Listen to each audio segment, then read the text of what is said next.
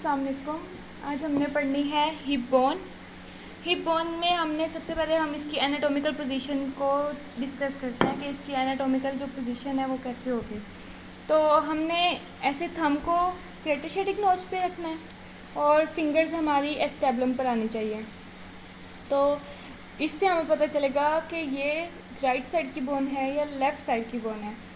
अगर तो ये हमारा जो फिंगर है वो एस्टेब्लम को कवर कर रही हो और ये ग्रेटोशेटिक नोच पे थंब आ रहा हो, कवर हो रहा हो और पीछे से एस्टेब्लम ऐसे करके कवर हो रही हो जिस भी हैंड से, वो हमारी उसी साइड की बोन होगी। अगर ये अब मेरा लेफ़्ट हैंड है तो ये लेफ़्ट हैंड से मेरी एस्टेब्लम कवर हो रही है, पीछे से फ्रंट से यहाँ पे ग्रेटोशेटिक नोच पे थंब आ रहा है, ये कवर हो रहा है, तो ये लेफ़्ट साइड की बोन है।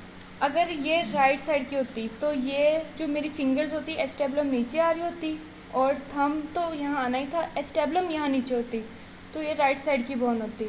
लेकिन हमें इससे पता चला है कि ये लेफ़्ट साइड की बोन है क्योंकि जो फिंगर्स है वो एस्टेब्लम पर आ रही हैं और यहाँ पे थंब आ रहा है, तो ये हमारी हो गई लेफ़्ट साइड की बोन। एनाटॉमिकल पोजीशन हमारी हो गई है। उसके बाद हम इसके बोनी फीचर्स पढ़ते हैं। इसके बोनी फीचर्स क्या हैं? सबसे पहले तो जो ये है हिप बोन, ये इसके 3 पार्ट्स होते हैं, इलियम, प्यूबिस, इश्कियम। 3 पार्ट्स हो गए। आपको लाइंस नज़र आ रही होंगी। इस लाइन से ऊपर सारी इलियम, इस लाइन से नीचे यहाँ तक प्यूबिस और ये इश्कियम। अब ये इसकी एंटीरियर है साइड, इस लाइन से, ये पोस्टीरियर साइड है, ठीक है। अब इसकी हमने इलियम को सबसे पहले पढ़ना है। जो इलियम है ये largest part of hip bone है, ठीक है। सुपीरियर साइड पे है, सुपीरियर पार्ट ऑफ, पीछे से भी एस्टेब्लम का सुपीरियर पार्ट और यहाँ पर सारी इलियम ऊपर सुपीरियर साइड पर इलियम है हमारी, ठीक है। अब इसके हम बोनी फीचर्स पढ़ते हैं। ये है इलिक क्रेस्ट। इलिक क्रेस्ट के 2 पार्ट्स होते हैं, 2 लिप्स होते हैं, ठीक है।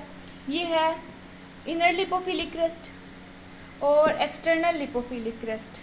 बैक साइड वाला एक्सटर्नल लिप, ये है internal lip of iliac crest.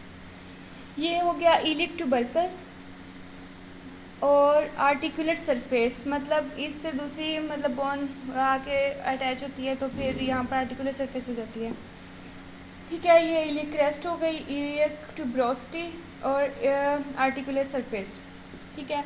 अब यहाँ पर जो ये है एंटीरियर साइड है, ये तो एंटीरियर है और सुपीरियर वाली सरफेस है, एंटीरियर सुपीरियर इलिक स्पाइन, ठीक है।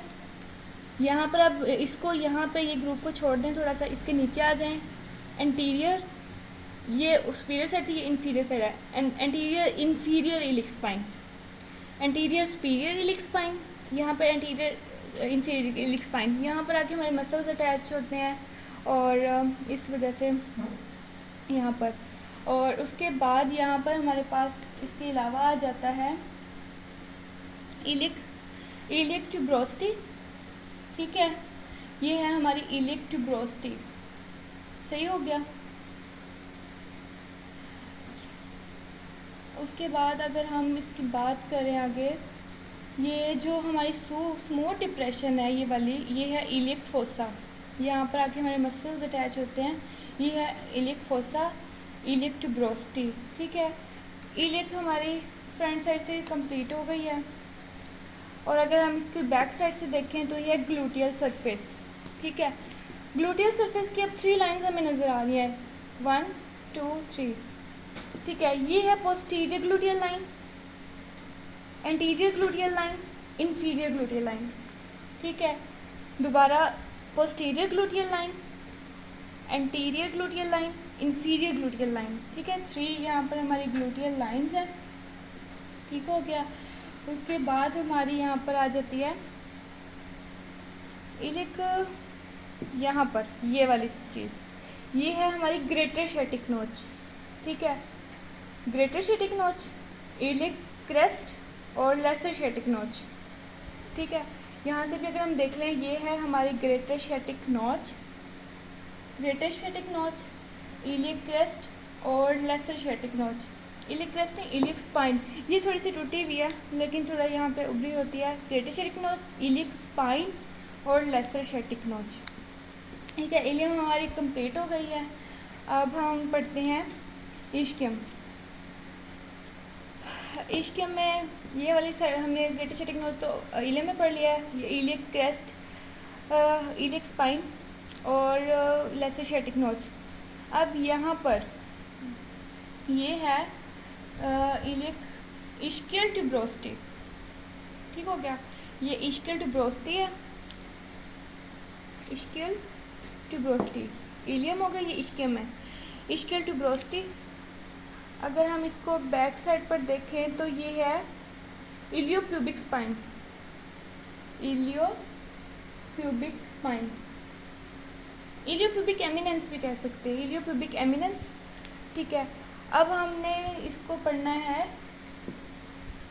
जो होती है ना ये इलियक ट्यूब्रोस्टी होती है हमारी, ये वाली इलियक ट्यूब्रोस्टी कहाँ से, ये प्यूबिस है, ये इलियक ट्यूब्रोस्टी है। यहाँ पर आके हमारे मसल्स अटैच होते हैं, बॉडी वेट को बियर करती है ये जब हम बैठते हैं, और ये प्रॉक्सिमल टेंडिनस अटैचमेंट और पोस्टीरियर थाई मसल्स यहाँ पर आके अटैच होते हैं हमारे। ठीक है, यहाँ पर उसके बाद हमने पढ़नी है प्यूबिस। प्यूबिस इलियोप्यूबिक क्रेस्ट, यहाँ पर प्यूबिस इलियम है, प्यूबिस है, यहाँ पर आ गया इलियोप्यूबिक क्रेस्ट। बॉडी ऑफ प्यूबिस, और ये वाली है सिम्फाइजियल सरफेस प्यूबिस की, सिम्फिजियल सरफेस प्यूबिस की सिम्फिजियल सरफेस है। ठीक है, सुपीरियर यहाँ पर आ गई है, ये है प्यूबिक क्रेस्ट। ठीक है, बैक साइड पे हम देखें पोस्टीरियर साइड पे, ये है प्यूबिक क्रेस्ट, प्यूबिक ट्यूबरकल। ठीक है, प्यूबिक क्रेस्ट हो गया, प्यूबिक ट्यूबरकल हो गया। ठीक है, अब पैक्टिनियस यहाँ पर है इलियो इश्कियोप्यूबिक रेमस। ये अगर हमारे पास है ये वाला एसिटैबुलम, एसिटैबुलम यहाँ पर आके हमारा फीमर का हेड अटैच होता है, तो हिप जॉइंट यहाँ पे बनता है एसिटैबुलम पर, बॉडी ऑफ फीमर बनता है, हेड ऑफ फीमर आके अटैच होता है, और एसिटैबुलम है तो यहाँ पे हमारा हिप जॉइंट बनता है। ठीक है, और जो ये है ऑब्ट्यूरेटर फोरामेन। अब मेल्स में और फीमेल्स में इसका ये डिफरेंस होता है कि हमसे कुछ भी ले जाता है कि ये मेल की बोन है या फीमेल की बोन है, तो ये आपको नज़र आ रहा होगा ट्रायंगल शेप। ठीक है, या ट्रायंगल या ओवल शेप, जो ये होती है मेल्स की। ठीक है, अगर ये होती राउंडेड शेप तो ये होती फीमेल की बोन, फीमेल की हिप बोन होती। लेकिन अभी ये ट्रायंगल साइड है तो ये है मेल की बोन। उसके बाद अब हम देखते हैं इसका एसिटैबुलम। ये है एसिटैबुलर नोच। ठीक है, एसिटैबुलर नोच, एसिटैबुलम फोसा और ल्यूनेट सरफेस ऑफ एसिटैबुलम। दो articular surface receiving the head of the femur. जो एसिटैबुलर ल्यूनेट सरफेस होती है एसिटैबुलम की, वो आर्टिकुलेट करती है फीमर के हेड से, आर्टिकुलेट करती है फीमर के हेड से। ठीक है, उसके बाद हमारा सब कुछ हो गया, एंटीरियर साइड भी हो गई है, पोस्टीरियर साइड भी हो गई है। तो ये थी हमारी हिप बोन। तो थैंक यू।